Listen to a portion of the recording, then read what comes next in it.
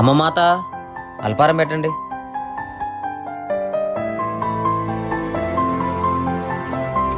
అమ్మాత లేదా?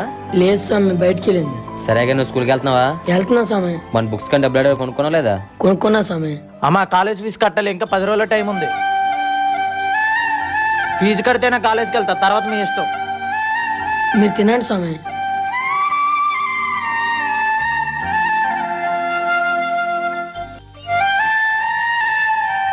స్వామి ఎంత దీనంగా ఉన్నారంటే మీ తమ్ముడు ఏదైనా ఉంటాడు.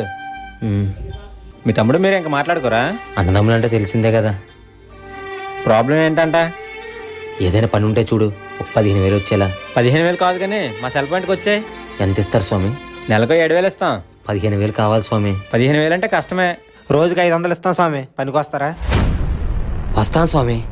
కాకపోతే